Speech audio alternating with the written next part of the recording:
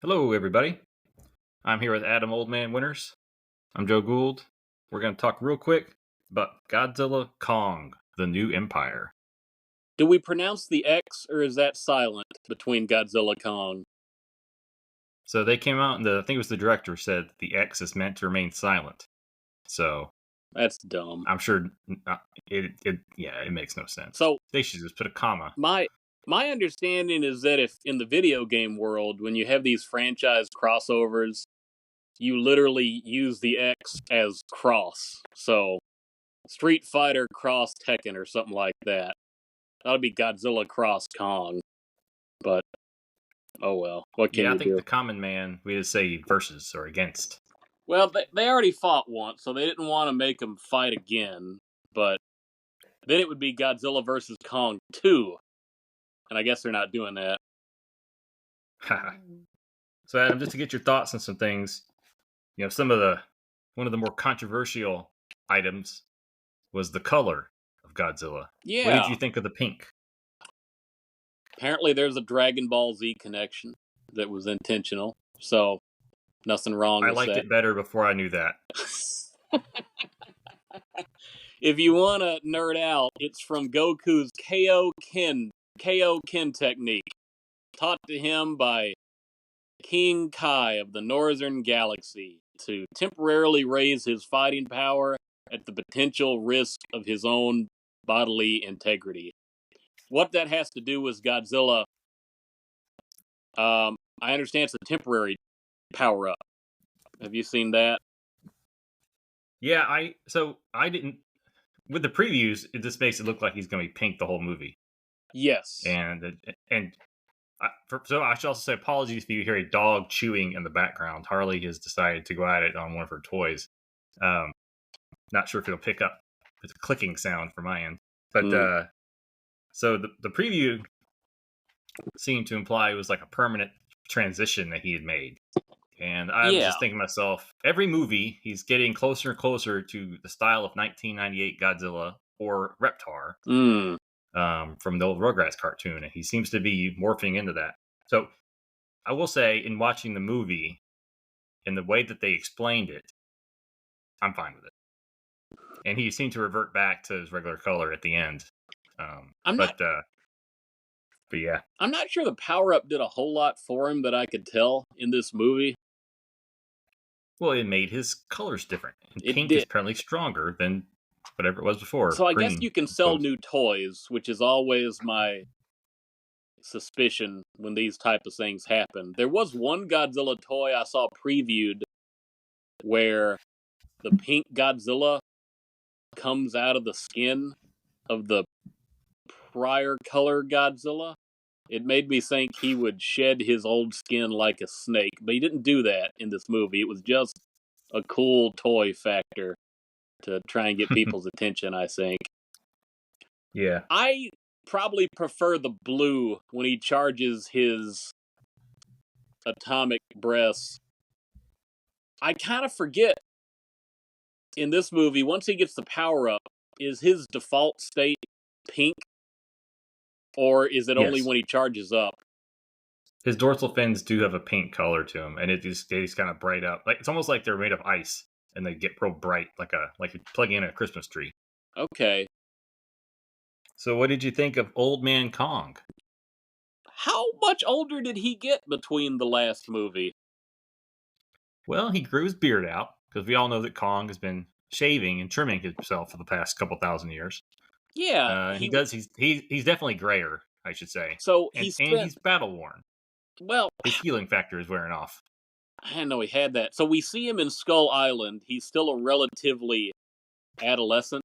They say he's still growing, so he's teenager Kong in Skull Island movie. And then is Godzilla versus Kong, the prior movie, is that supposed to be set in modern day, whatever modern day was? I think so. Okay. Yeah, I think so. And just for the record, the healing factor was just a joke when I said that. But yeah, I never can tell. Flaming out like Logan's. But now they definitely added some gray. He's got some more battle wounds. Apparently doesn't brush his teeth well enough. Boy, that's the big thing. For as long as that guy lived, all he it all goes apart for him in about a year or two's time that he's been in Hollow Earth. Maybe it's something about maybe he's drinking some sweet red berry juice down there, and maybe that's really, really sugary, like apple juice that he hadn't had before. Maybe those dietary changes are just wreaking havoc upon his body's natural defense Nice 1962 reference. I guess, yeah. Yeah, I will say they made the tooth scene work, even though it shouldn't have. Yeah. Everybody, I think, said online Kaiju Dentist was not something they ever expected to see, but I'm fine with it. It just raises the question, how often does this happen for Kong and other kaijus? Is it just because his aging may really have accelerated somehow that we don't know about, and it's making his teeth go bad? Well, I think anytime you start making a whole universe of Godzilla movies, eventually you have to transition into a Showa era. And I think this movie jumped into that one, which very good movie if you're not looking for anything serious. I think that's a good way to describe it. So one thing, go ahead. I was going to add one thing I appreciated more about Godzilla X Kong. It does make him sound like a convict when you say it that way. And he has a rap sheet, but something I thought just as a fundamental plot device it did better than Godzilla versus Kong was reduction of the number of human protagonists, and it even putting all the humans into one group, as opposed to Godzilla vs. Kong, which I think had 3 different groups of human protagonists that were all doing their own little missions, on top of Kong and Godzilla doing their own things, and the bad guys that were doing their thing. And one of those groups of human protagonists was trying to explore the bad guy facility. This one at least fixes that problem. And even though I don't remember the names to any of the characters in this movie, I could at least tell you how many there were. There were 4 primary human protagonists. The scientist lady, her adopted daughter from the Skull Island tribe, Bernie Mac, well, not Bernie Mac, but Bernie, who was the conspiracy guy who wanted to get there to do more for his podcast, and the kaiju dentist who knew scientist lady way back when, but I'm assuming he was not in the previous movie. So you don't count the guy who got eaten? He does not count. He is fodder. He is there to be disposable. He is the pilot who gets them to point A to B, and then he is eaten because we don't need him anymore. Yeah, I made a note about characters. Mostly forgettable. Proven by the fact that I had forgotten 3 of them were in the last movie. Well, there you go. Until they told me. So I did not remember. Scientist lady had to remind not only her old... I think she was reminding Bernie. And she said, "Hi, we met before. My hair was different." She's also reminding the audience, I think. Yeah. But I think the little girl is hard to forget because she was the link that kept Kong in line throughout the previous movie.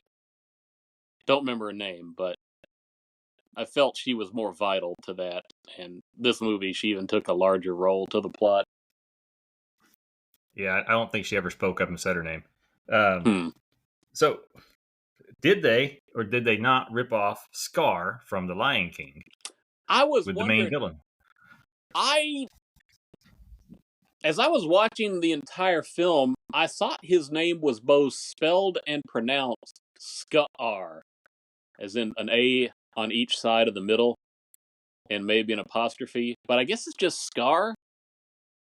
He didn't really do it for me as a titanic threat to world domination. I just don't see him being that guy.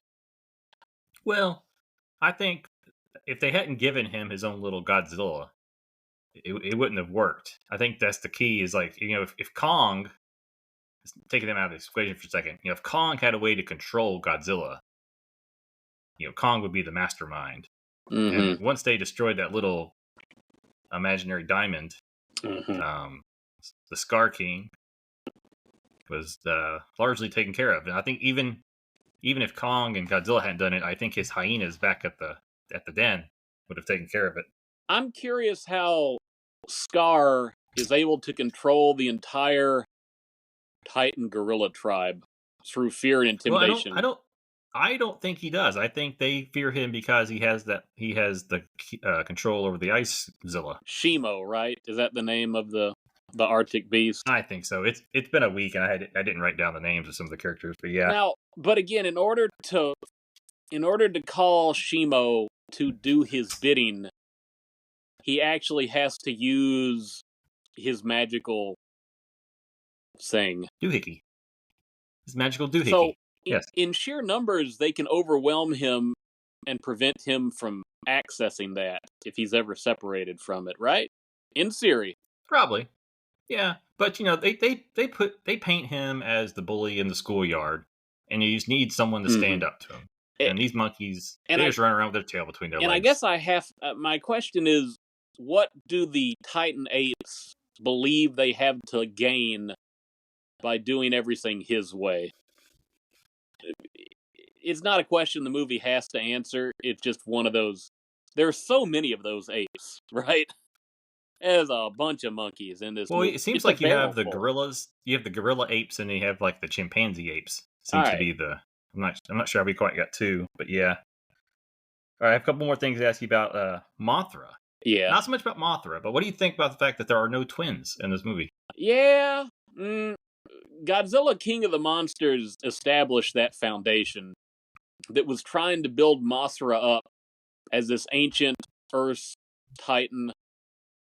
If Godzilla's the king, then she's the queen of the monsters. But in the previous movie, they just randomly found a larva egg that Mothra hatches out of and eventually becomes Butterfly Mothra. And I feel... Well, I also want to know is, when did Mothra come from Hyrule? Like, at what point did she get incorporated into the Breath of the Wild in Tears of the Kingdom? I've not played enough of those games to tell you the aesthetic there. They're just talking about something that she does, or... Well, no, the whole area that they live in, and the people, and the paint. So the Netflix movies. Oh, if you going back to those, which is not same universe, but same creators, or same era, I should say.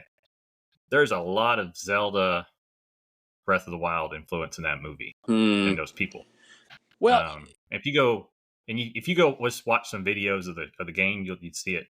And then this one, obviously, it definitely shares the same kind of aura as those Netflix films. So you're thinking the decorations on the temple specifically, and those sort of... Well, and the paint on the bodies, and the not talking. Yeah, I don't understand why the Skull Island tribe is so significant to Mothra's identity. Yeah. Instead of just I should back up real quick and say it is possible that some of the Zelda background is built off the original Mothra background. It's possible. I don't know. But if it is, it's not. If it is, it's not a blatant ripoff. I should say that. This movie wants to make Mothra the third tier Titan so that they can have the big... It's sort of like Batman, Superman when Wonder Woman shows up, the Zack Snyder movie, and they have all three of them together and it's a big deal. This movie wants to do that with Mothra, and it only works if you know Mothra's history. In other movies, that's largely founded upon her being a major monster of her own, something of an equal to Godzilla in different ways, and with her own mythology that needs to include her own island and her own infant sisters, instead of just meshing everything together with King Kong's history. There you go. So I read online that even though they had planned on this being Mothra the entire time, even when they wrote the script, they did not officially get the rights to Mothra until right before they did the post-production So they had a stand-in creature up to that point. This movie, like, can you imagine this movie not having Mothra as that third monster? I'd like to know more about the stand-in, but it doesn't seem like it'd make any sense. I don't think they fleshed it out. I think they assumed that they were going to get the rights the whole time, but it did take until the very last minute to actually secure them. So when So I don't know Legendary how and much work they put WB, into it. they have their own contract with Toho, but it's exclusive to Godzilla unless they say you can also use these I other think monsters. it's monster by monster. Okay. I think they're paying monster by monster, which makes sense. That explains why they probably created... because Toho wants to approve it piece by piece, too. So the monster that Godzilla kills to absorb the radiation energy, I think they created that original to this movie, right? I hope so, because they wasted it. That could have been a good fight. Because there's a very similar one in Toho that we saw in Final Wars. The Mantella or something like that. I know what you're talking about. And it put up more of a fight than this one did. But to be one of the apex predators. But yeah.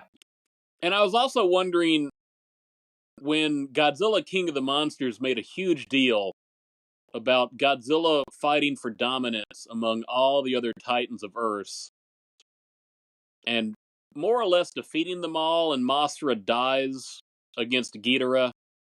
So when you have the opening to Godzilla versus Kong, they introduce it as a March Madness bracket style. Godzilla's making his way to the final. King Kong is making his way to the final. And it makes you think they're the last two Titans on Earth. But no, there are still a few more. So that was a curiosity for me as somebody who's tried to pay attention to all the previous movies. Yeah, I think anytime you get a lot of directors involved, it's going to go that way. But, all right, one more thought, Adam. What did you think of Diddy Kong and his introduction into the universe? He makes a pretty good power glove or a sledgehammer that King Kong can pick him up and use him as a bludgeoning stick. So I guess he's pretty durable. He's able to withstand all that. I think this needs to come full circle, and they need to talk to Nintendo and get the rights to the little red hat and put it on that little monkey and get King Kong some kind of tie. And he can run around for a few movies. And eventually, we'll have Old Man Kong going to kick the bucket. They're kind of leading that way, I think. Well, and Diddy Kong will be able to take up the hammer and run with it. You don't think he's more Donkey Kong Jr. than Diddy Kong at this point? I think he's a chimp. I think he's a whole different breed. I didn't see a tail on him, but you said a chimpanzee. Yeah. Okay. He seems to be the color of Skar. Okay. I felt there was definitely two distinct species running around in the monkey land. You know, not only could they strike a deal with Nintendo to do a crossover, you have that Planet of the Apes franchise. Who's currently doing those movies? What studio? I'm not sure. As you were saying it, I was also thinking they could get with Nintendo, so you could have a true Reptar. You mean Nickelodeon? Yeah. Nickelodeon. So you get Reptar and Diddy Kong. That's the king up. So, you know, Nickelodeon... Reptar. Nickelodeon does their Smash Brothers rip-off game series, the All-Star Brawl, and Warner Brothers tried to do their own rip-off in, I don't even remember what it's called, the Multiverse, and then it appeared and disappeared. So, yeah, they could all work that out to do one big fighter between WB and Nickelodeon and Nintendo. It'd be the ultimate symmetry. One character from each franchise could cross over into the other one. Yeah. All right, so I will say the one thing I didn't like about the movie, at least in the way they pulled it off, and I was curious to see how they were going to pull it off, was Kong's bionic arm. I thought it came across pretty lame. I like the arm, don't get me wrong. Yeah. But the introduction fell flat. The fact they were able to just go get one on the spot. And it was already down there. Was it? So I was thinking, how are they going to get... Yeah, it was at the base they got destroyed. Oh, okay, so they had to go... There's sort of... All he did was walk over there. There's two levels to Hollow Earth, right? There's the inner Hollow Earth with the temple, and then they had to go to the external Hollow Earth where their old base was. Is that what it was? Yeah, so they didn't know the temple was down there. So Okay.